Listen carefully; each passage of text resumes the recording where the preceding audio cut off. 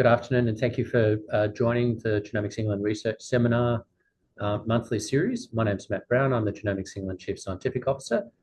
Next slide, please. So we've got two presentations today. Actually, we're going to do these the other way round. First up, we're going to have Prima, Sanjaya and Pitkänen from University of Helsinki, who are going to give a presentation about cancer genomics and deep learning methods for somatic variants. And then after that, we'll have a presentation by Daniel Greene on RNU2. Next slide, please.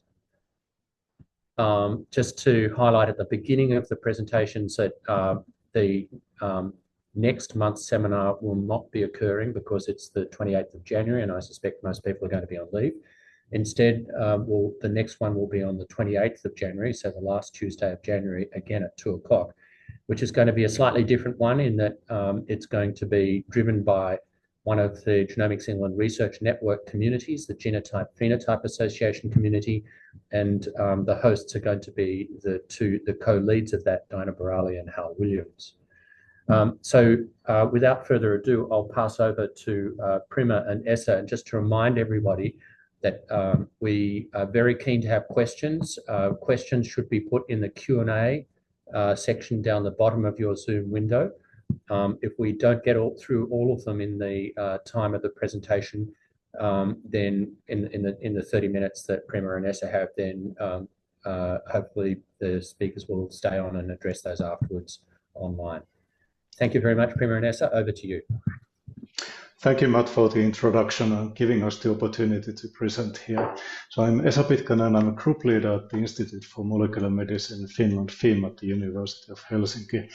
And I'm here with Prima Sanjaya, who's leading this study we are going to describe. Prima and I are going to split this talk so that I'll start and give a bit of background and then hand it over to Prima, who will be in charge of switching slides. We are going to discuss our ongoing work on automated cancer type subtype classification using Genomics England data. And next slide, please. Just to give you a bit of background on the basis of this work, it's well known that different tissues and cell types are susceptible to specific mutational processes. And for example, skin cells obtain mutations as a result of the UV radiation from the sun. Colon cells can be susceptible to reactive oxygen species, and then DNA polymerases themselves are not perfect and they can cause mutations during DNA replication. And very importantly to our study, many of these processes cause mutations that have certain properties, such as the type or genomic position of each mutation. And since mutations or tumors inherit all the somatic mutations that were already present in the originating normal cell, we can utilize this to find out what the original tumor tissue type was by sequencing the tumor genome. Next slide, please. We thus aim to solve the problem where we are given a set of somatic mutations that were observed in a tumor, and our task is to identify what the tumor type is likely to be. So if we can create a classifier to solve this problem, we can then use it to resolve cases for which the primary tumor type is not known.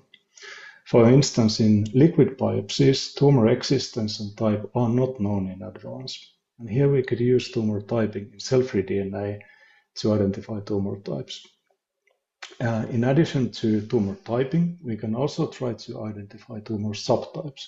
And this would be, of course, useful, for example, in finding out patient-specific suitable treatments. Next slide, please. So in recent years, there has been a lot of research around this field. And just to mention a few, Chia et al. Created a neural network that was able to classify tumor types in whole genome sequencing data with quite good performance. And for example, they found out that passenger mutations were much more predictive in their study than driver mutations were. Kind of surprising. Then Nguyen et al. Studied tumor typing in a large set of cancers of unknown primary, or CUPs, and they observed that the use of structural variants increased performance in specific tumor types. And finally, Darmofal very recently achieved typing performance that was comparable to whole genome sequencing, and they used large targeted panel of driver point mutations in those copy number alterations, fusions, and also mutation signatures. And next slide, please. So last year, we published Prima's method that we call MUAT, our mutation attention, for tumor typing using somatic mutations.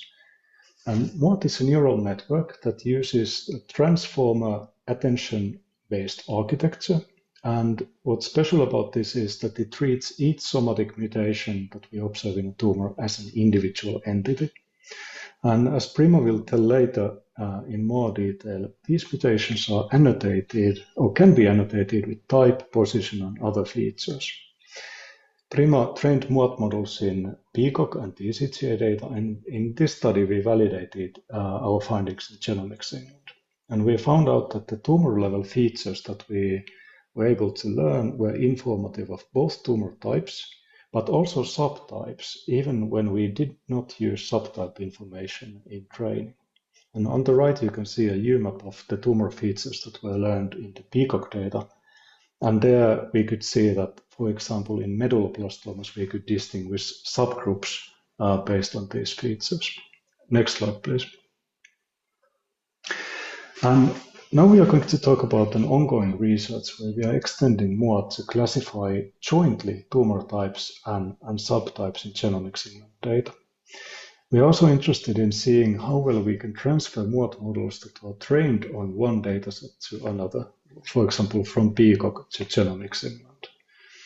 And then we are also interested that if we are able to find out associations between driver mutations and the mutation patterns that MUAT learns, to see if we can kind of find scenarios where driver mutations seem to be altering the mutational landscape in the tumor. And next, Prima will describe this ongoing unpublished work on the next iteration of MUAT. So Prima, go ahead, please. Thanks, Esa. Maybe first of all, I apologize if I cough during my presentation because I have slight flu. So here in this project, we use whole genome tumor somatic mutation data provided by Genomics England. This dataset include single nucleotide variants, insertion deletion, and structural variants. This dataset consists of about 14,527 tumor whole genome sequence sample divided into 15 tumor types and 68 tumor subtypes. And the figure here shows the distribution of samples across tumor types and subtypes. And when we talk about subtypes here, these are not typically molecular subtypes, but more histological subtypes. For example, in lung, we have adenocarcinoma, large cell, mesothelioma, and so on. And in renal, we have chromophobe, clear cell, and so on. Here we develop a deep learning model called Mutation Attention 2 or MUAT2, which built based on previous MUAT1. In MUAT1, we took all somatic mutation to predict tumor types on about 2,587 whole genome sequence provided by Peacock consortium data. And the general idea of MUAT1 is we took 3 different types of input: motif, position, and annotations. For motif, we took the alteration with the surrounding nucleotide context. So for example, C, C2T, A, C deletion A, and so on. And second input is position. We took where are those mutations occurring in the genomes. So for example, first mutation occurring in chromosome 1, another mutation in chromosome 3, and so on. And the third information is the annotation of that mutation, whether the mutation occurs in the gene or in the exon and the strand of that mutation. So we fetch all of these three information into encoder layer and treat them as a bag of mutations, which is similar to the approach in natural language processing. Since we have trained this model in Peacock data, then we reuse the same parameters in MUAT2, use pre-trained model using same kind of same pre-processing, and then we later train it with by updating the parameters during the training and not updating the parameters during training, or we call freeze and unfreeze. But now the objective of MUAT2 is given a tumor somatic mutation, now predict both tumor types and subtypes. And to do this, we first train our model in single head prediction as a baseline, predicting only tumor types, for example, lung, breast, and so on, and predicting tumor subtypes and tumor type subtypes.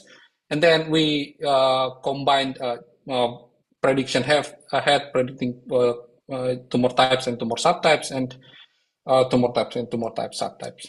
And all of these were trained in HPC double helix in CPU nodes cluster. So here I show you the results of MUA2 prediction performance. The green color is the single head prediction on tumor type, and another color is a joint head with different fine-tuning scenario. Here, as you can see in the plot, that red color and purple there, which is MUA2 joint head model, accuracies were higher than single head baseline. But unfortunately, when we freeze the encoder layer, it did not work well, especially in indels and SV data. We suspect that there is distribution shift might occur. Also, we found that additional mutational covariates increase accuracies. The best accuracy with SNV, indel, SV, POS, and annotation or GIS obtained about 88.9% tumor types accuracy. But predicting subtypes and type subtypes were more difficult. We obtained about 64.6 tumor subtypes accuracy and 59.3% tumor type subtype accuracy. And then we benchmark our model with other machine learning model published by Jiao et al. In Nature Communication 2020. And in this plot also you can see that MUA2 consistently outperformed deep neural network, random forest, and XGBoost.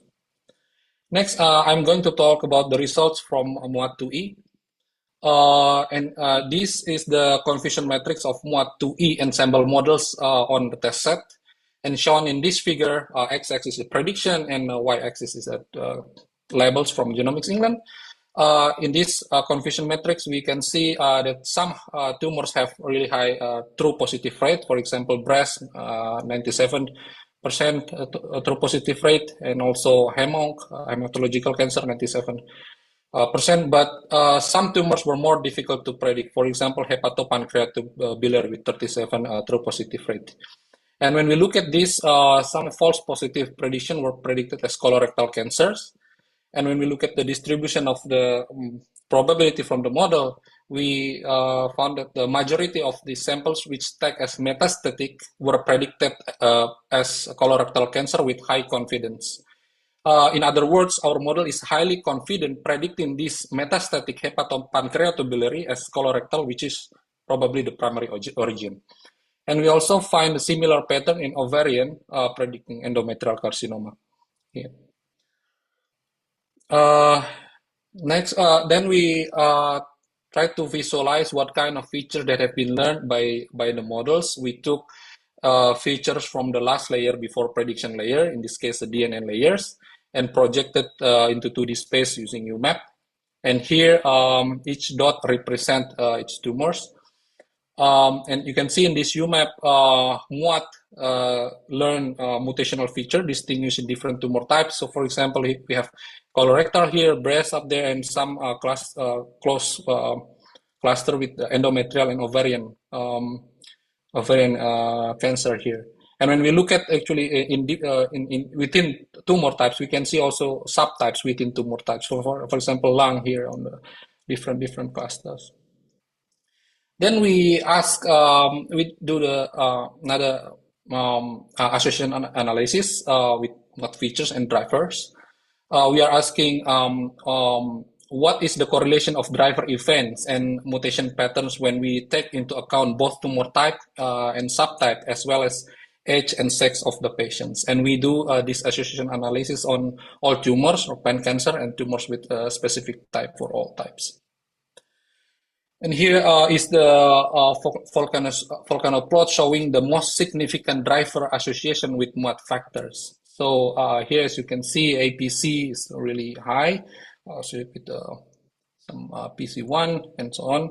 ADH1, we found this in glioma and some SF2, ATRX, and so on.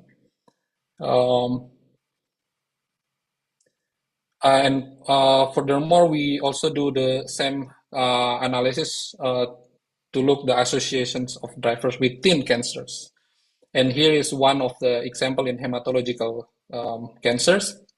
We also found that driver explains mutation pattern within the subtypes. We highlight this, for example, SDHA found in some of the mixed subtypes and chronic lymphocytic leukemia, and FLT3 in ALL, acute lymphoblastic leukemia, and so on. Next, we want to look also whether the drivers that associated with MUAT features are more pan-cancer or more type-specific. And here, so for example, DROSA, ACVR2A are more colorectal, and NCOR2 and XPO1 are colorectal, and so on. And when we zoom into this coordinate, we can see another drivers that specific to different tumor types.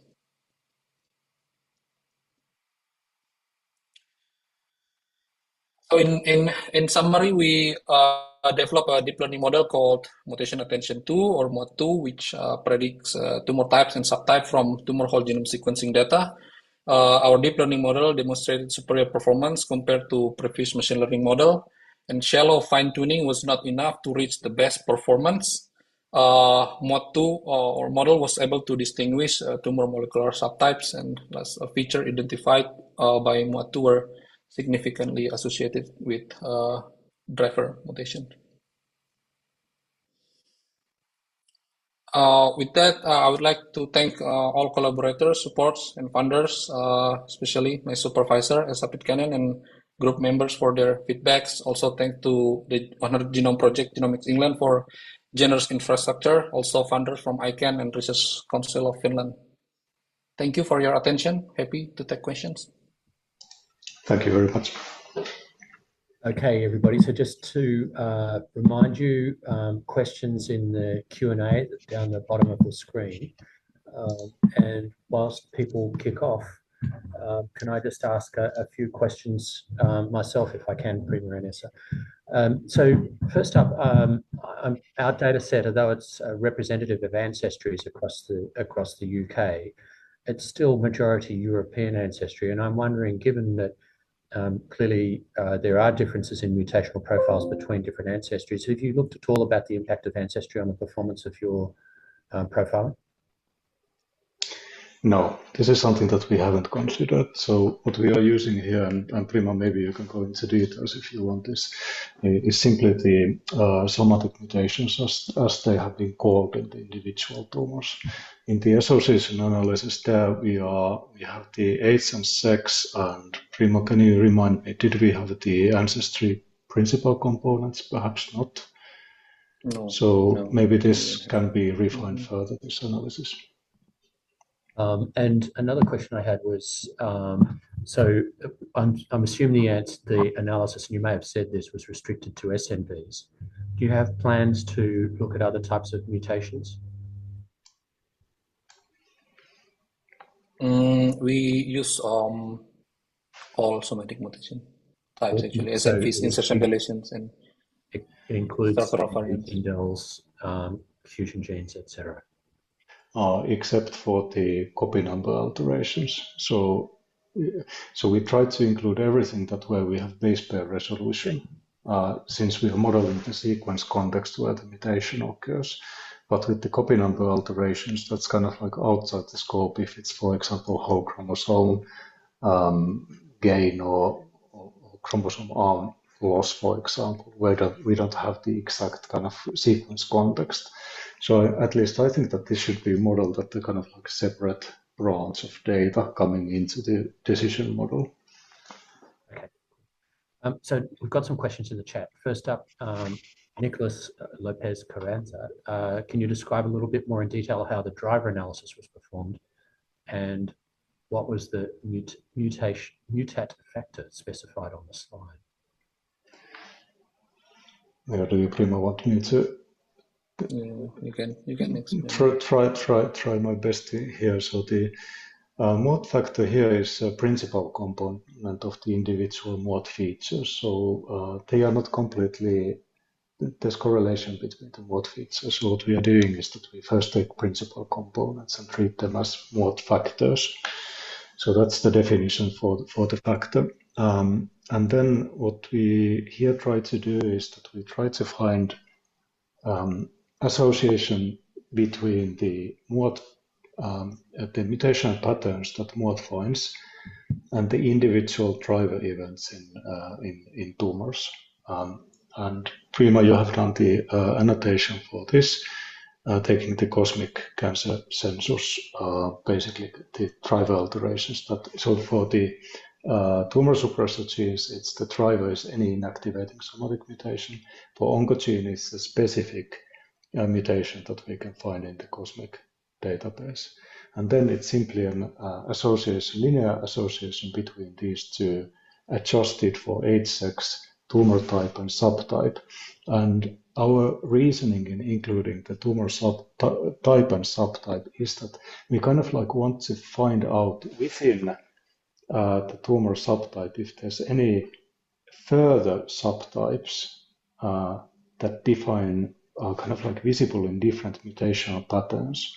For example, example could be like a lung subtype as defined in Genomics, whether there's driver mutations within that particular subtype that can be separated based on the mutational patterns. And the answer to which is? Well, the association is giving us a lot of interesting hits. Maybe Prima, you can go to like 2 slides forward, like the pan-cancer versus specific tumor types. So this is something that this is very much work in progress, so unpublished. If you look at this figure, on the x-axis you can see the kind of like pan-cancer significance, and y-axis is the type-specific significance. And we can look at 2 examples, ATRX and TROSHA. And both of these reasonably could be, by what is known of these genes, could be linked to somatic mutagenesis. And our model is saying that in specific subtypes for TROSHA and in pan-cancer context for ATRX, we are seeing something like this. But we still need to figure that out. And if anyone is interested in discussing and collaborating, please contact us. Okay, cool. All right, so next question from Anna Lobley is about comparison of this method with other methods. Now, you obviously put up a comparison with other machine learning methods, but she's asking about single cell approaches like single cell RNA or single cell ATAC-seq. And I guess also probably worth just asking in comparison with just bulk RNA sequencing.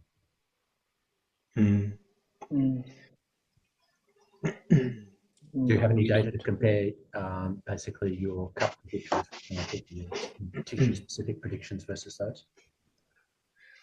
Yeah, so basically I think that what we could do is that we could take like single cell RNA, single cell ATAC-seq or SC multiome data, and then try to identify specific, let's say specific. So as you can see, we haven't given this much thought, so I need to think this live. We could try to identify the specific subpopulations that would be indicative of the subtypes, and then correlate with the subtypes that MOAT is able to find from the mutations that we see. Of course, with the scRNA-seq, you could also try to see the somatic mutations, but maybe this former comparison would be more interesting. So we haven't done that, but I think that's an interesting idea. Thank you. Okay.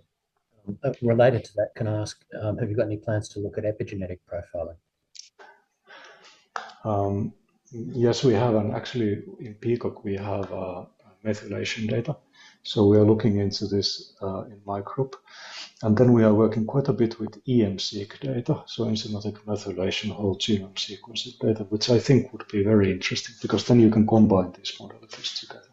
But thus far we don't have anything to report on this. Okay, all right, thank you.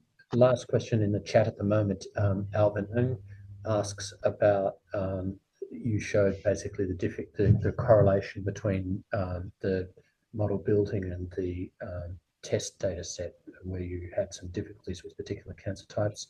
The question relates to, would cancers with similar molecular processes be harder to differentiate, e.g. GIT cancers, aside from different driver mutations at different sites? Yeah, maybe Prima, can you show the confusion matrix? Let's see if that shows up here. So this is something that we found out already in the previous paper. So indeed, the GI cancers have very similar environment, and the mutational profiles are quite the same. And we could see that the different, like for example, you see the upper gastrointestinal and the colorectal, there's confusion between these labels. So definitely they are the difficult cases. Maybe something from the previous study, which I think also replicates here, is that if you are happy with top 3 predictions, like the 3 tumor types for which the method gives you the highest confidence or the probabilities, if you are happy with the correct tumor type being in that top 3, then it very accurately pinpoints you that this is indeed a GI tract cancer.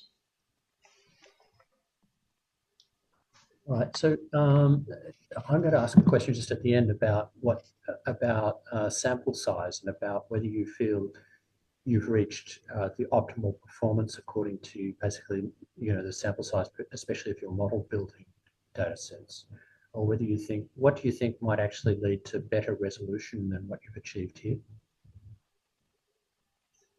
What would you, Prima, say? Are we happy with the data as computer scientists?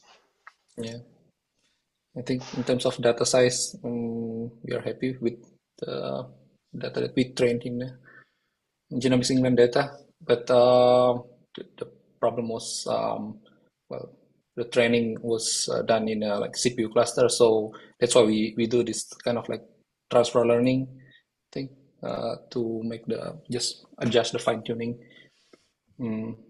Yeah, but in terms of data, I think we are pretty confident that the model is expanding well data calibrated on some of the cancer types which are less common amongst these, like the hepatopancreatobiliary and upper GIT, where you're underrepresented at least in the validation set.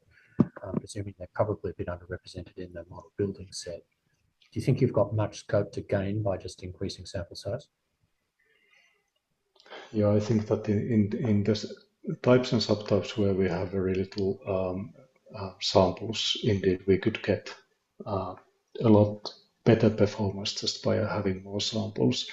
That being said, I think that, for example, in some tumor types, adding the copy number alteration profiles would help a lot, because some tumors are really copy number driven instead of point mutation driven. So that's something that I hope that we can look into, kind of combining these modalities together. Okay. All right, there's a last question, so you've got 1 minute to go. Have you thought of a way to reduce the false prediction? From Bilan, so. Maybe, maybe Prima, you can give also your thoughts on this. We have been kind of like this confusion matrix is kind of like showing some of the difficulties. So what we should be doing is that also understand the data a bit better, kind of like the labels, the annotations that are used like here, and see that is the setup that we currently have to train the model, is that really the one that we should be aiming at? So now what we did is that we threw all the data in the same pile and trained on that, and then we saw this mismatch in the classification accuracy for example, the liver and so on, and then could trace it to these metastatic labels. So we need to see if we at some point need to step back, clean the data a bit, maybe just to include the primary types that we are really confident that the labels are these, then go back to have a look at the metastatic cancers again and see how much clearer view we would get into the results. All right. Esa, Prima, thank you so much for that presentation and for dealing with the questions so well. Thanks so much for having us. Thanks. No, it's a real pleasure. So for the second presentation, I'd like to welcome Daniel Greene. Many of you will have been following the amazing story about the discovery of the RNU42 gene, which Daniel and Nikki Whiffin's group presented earlier this year in the May research seminar, an extraordinary discovery of great importance with regard to neurodevelopmental disorders.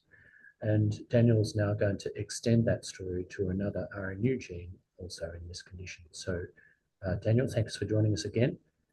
Thank you, Matt.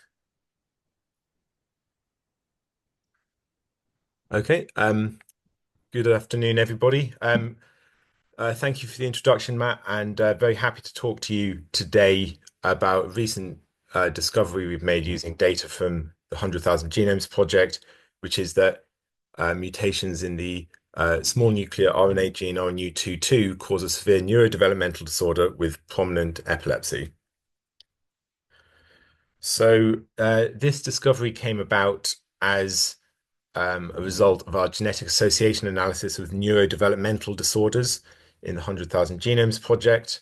And it's an iterated version of the previous study which we did, which led to the discovery of RNU42 as a causative gene for NDAs, which concurrent with another group.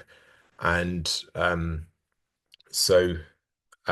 just as a bit of background, the 1,400 genes established as etiological for neurodevelopmental disorders, and of these, around 10 are non-coding.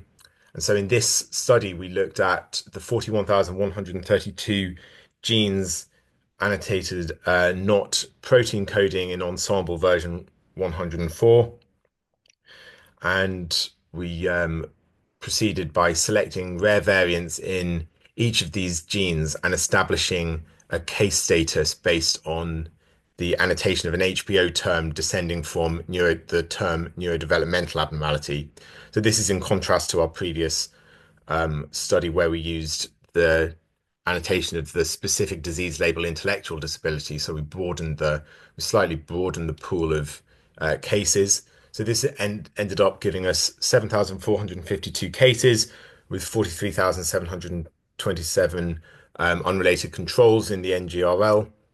And we proceeded to apply our statistical association method, BeviMed, to each of the rare variants in each gene. So BeviMed is our association method comparing a no association model with models for dominant and recessive inheritance. It enables you to infer a posterior probability of association and also conditional on the association probabilities of pathogenicity for individual variants.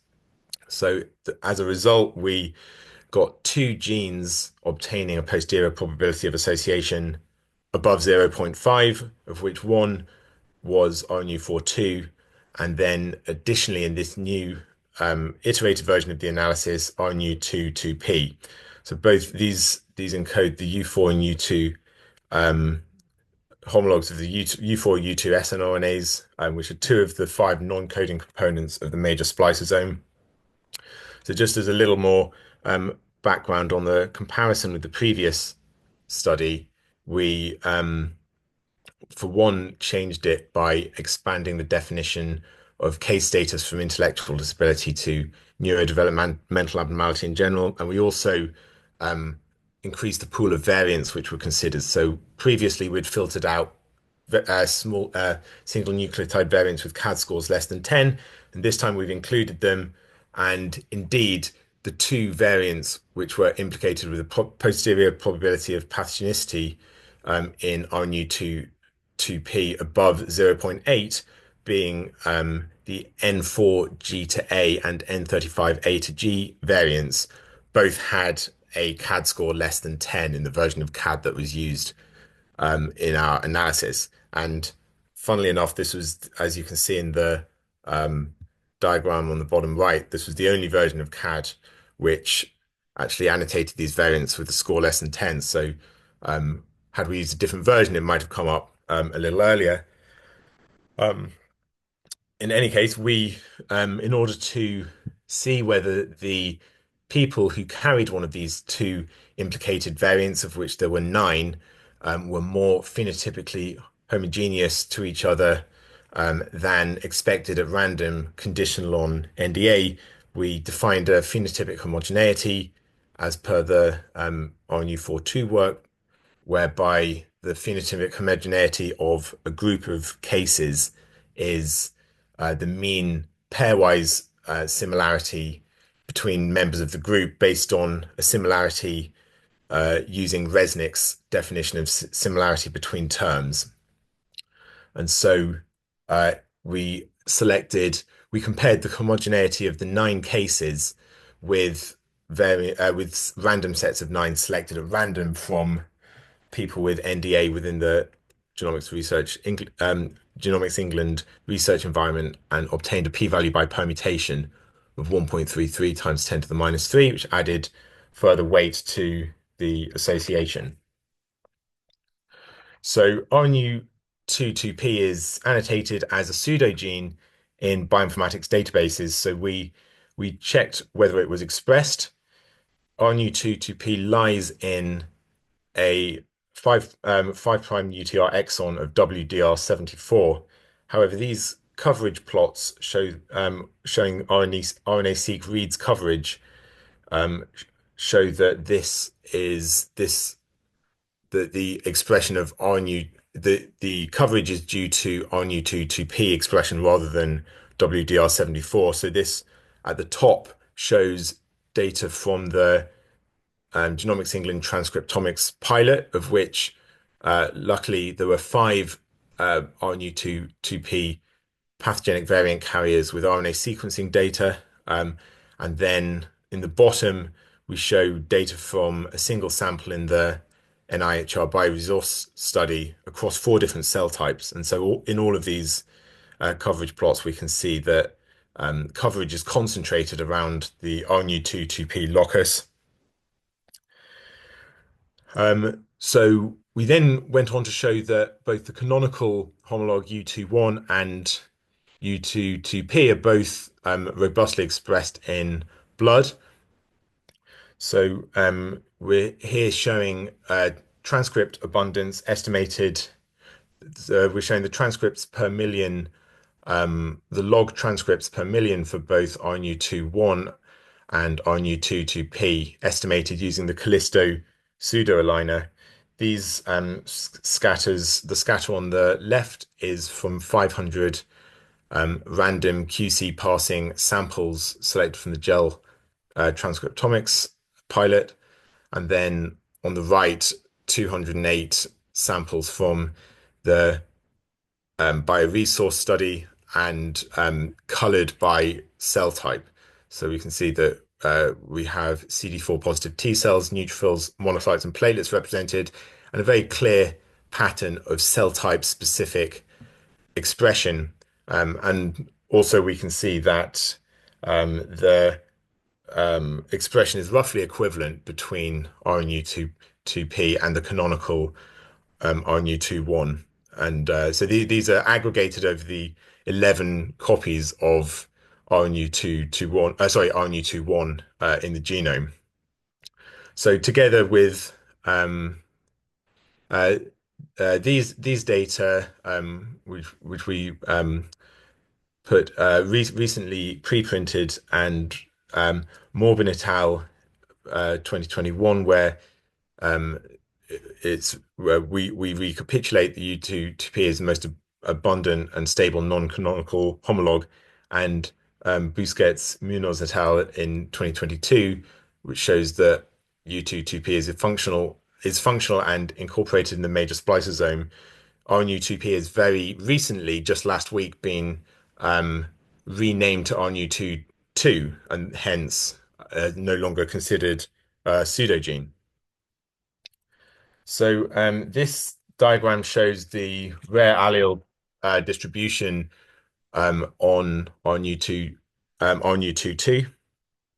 We can see here the along all of the 191 bases of cDNA, the breakdown of carriers of rare alleles into affectedness and inheritance, where we have the reddish colors showing case status and the darker colors showing de novo inheritance.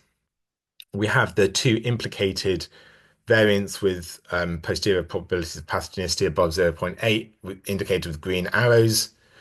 In the middle, we can see this heat map track showing the frequency in Nomad, with yellow being absent, green being less than 5, blue being less than 100, and then navy being 100 or greater. So we can see that there's a significant and also on the bottom, the bar chart shows the number of distinct alleles observed in Nomad. So at each position in Nomad. And so we can see that there's a distinct depletion of variation in the first 40 or so bases consistent with negative selection.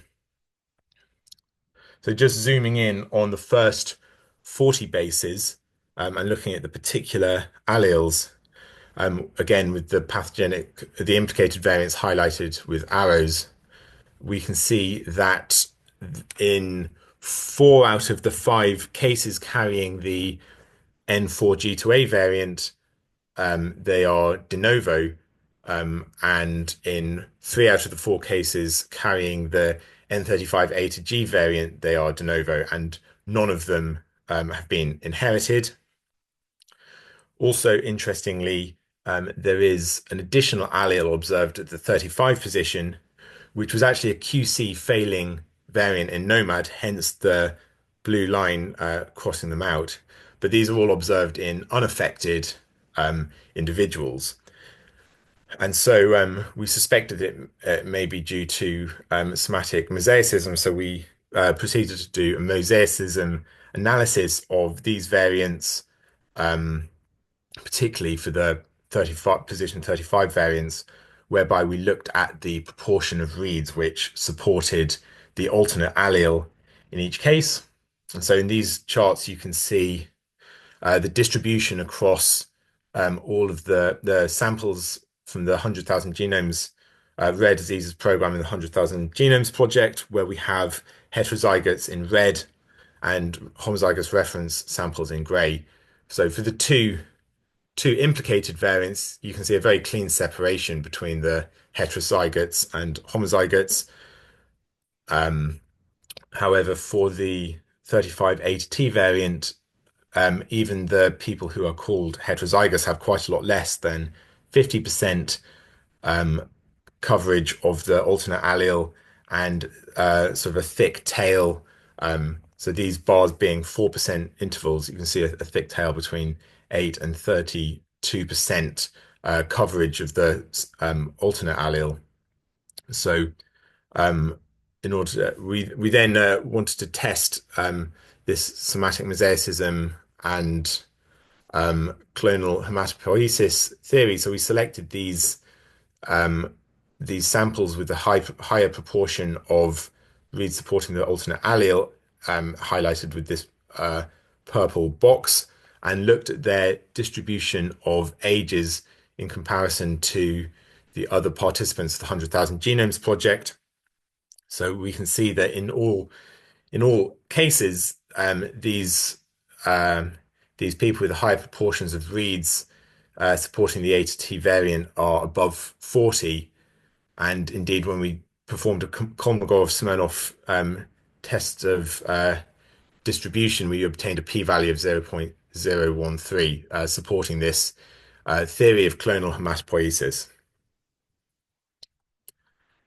So this diagram shows the characteristic phenotype of the RNU22 disorder. These terms, this shows there is a relationship between terms that are observed in at least 3 of the 9 cases who drove the association, subject to them being present in at least 50% of the 9 or significantly enriched relative to other NDA neurodevelopmental abnormality cases in the 100,000 Genomes Project. The significant terms are highlighted in yellow, and the red arrows show at the base the proportion of people with this term in NDA in general, and at the head of the arrow, the proportion amongst the 9.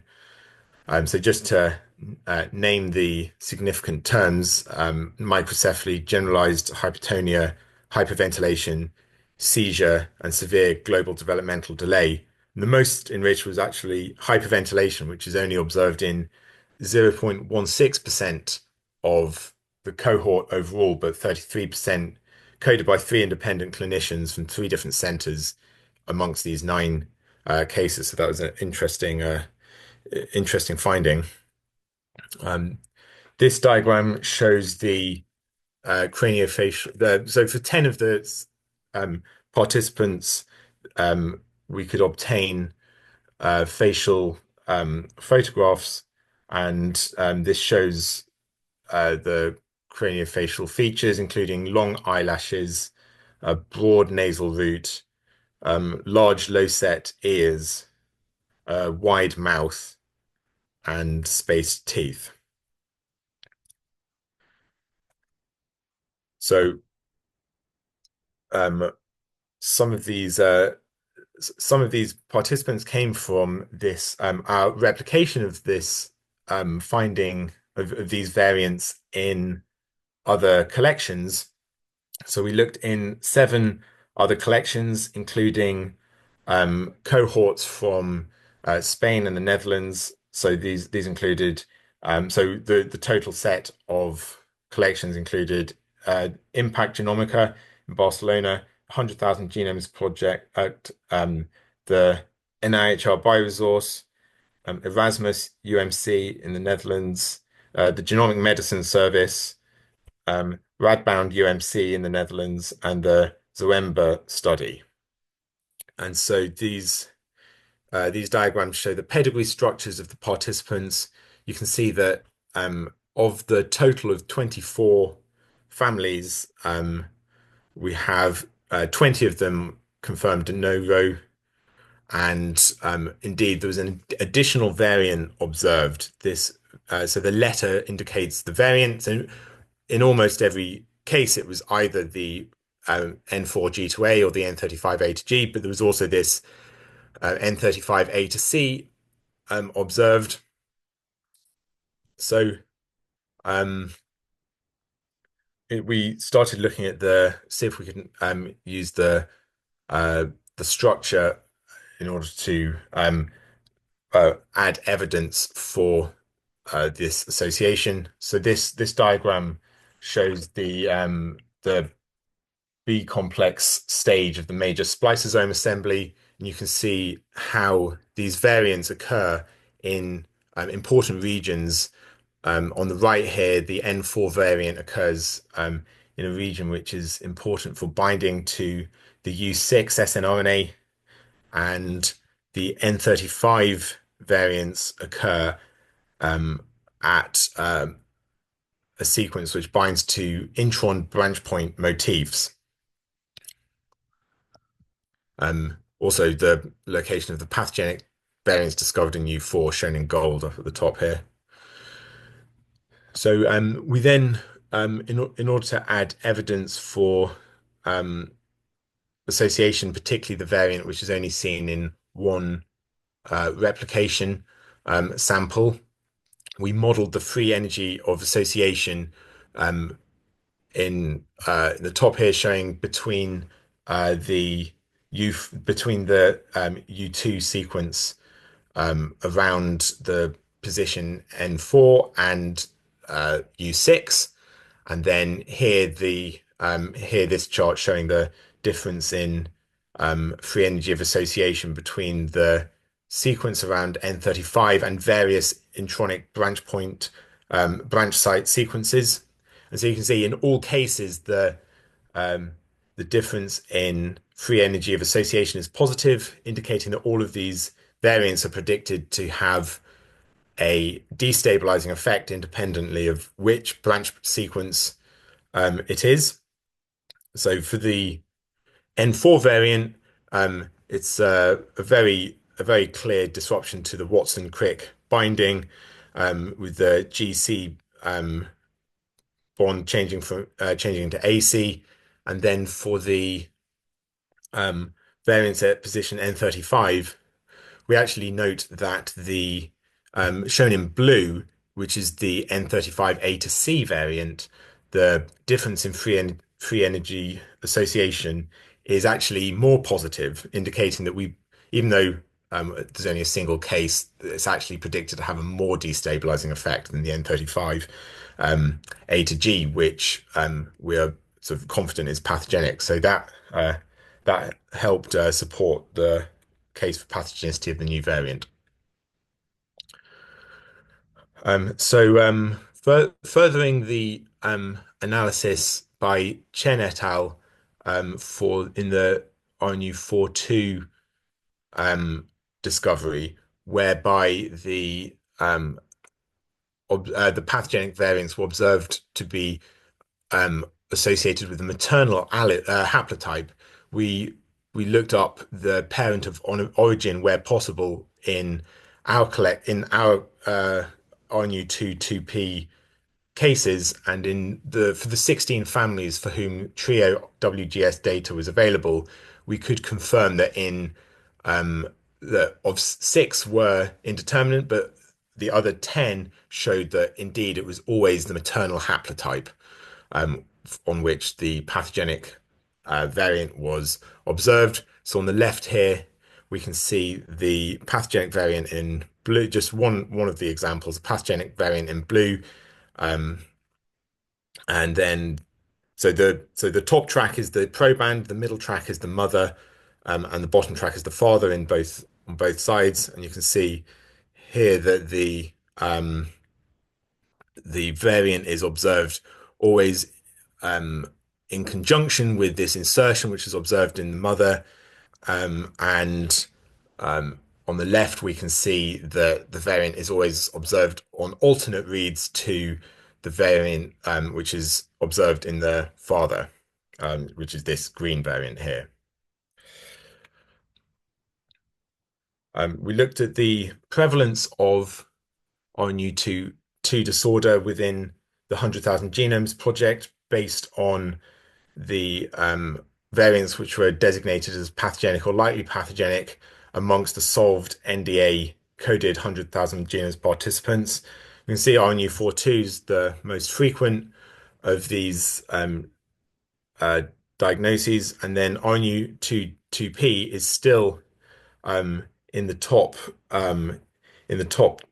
30 genes, coming in at a prevalence of about 1/5 of RNU42 syndrome, and that was recapitulated in the Impact Genomica collection as well. So in order to attempt to get a hold on mechanism, we looked at the RNA-seq data for the 5 cases with RNU22 pathogenic variants from the gel transcriptomic study. And in addition to observing that RNU2 is expressed, or RNU22 is expressed, we show here that the pathogenic allele, like where covered, is always expressed as well. So the pathogenic alleles are indicated the green arrows. We attempted to do differential gene expression and splicing analysis of the RNA-seq data. We used the Salmon D-seq2 methods to get transcript abundance and estimate differential gene expression. We found that there was no significant excess of differentially expressed genes found relative to random sets of 5 cases, which were then analyzed in the same way. We looked at the proportion of intronic reads and proportion of reads which uniquely align to splice junctions of these 5 relative to the remainder of the cohort of QC passing RNA-seq samples from gel, and found that they're unexceptional. We then took 900,000 splice junctions, which are observed in at least 5 of the 500 cases. So we selected 500 cases which were QC passing had neurodevelopmental abnormalities were unrelated and unexplained as controls, and of these, 5 were the RNU2 variant carriers. And we looked at, so we did this non-parametric analysis based on looking at the sums of ranks, both in ascending and descending order of the normalized splice junction usage, which is the number of uniquely aligned reads to the to each splice junction divided by the total number of reads which are uniquely aligned to any splice junction across the genome, and aggregated junctions based on dinucleotide sequence at splice sites, GC content, and intron length, and then and aggregated read counts in these normalized read counts within these groups, and found there were no significant results.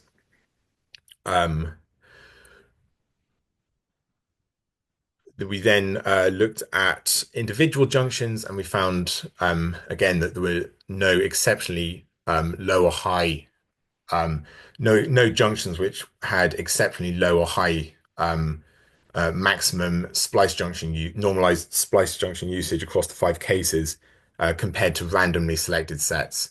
And so we have negative findings for aberrant splicing, which suggested to us that blood may not be the ideal tissue to study this disorder. So on that note, I would just like to thank my co-authors,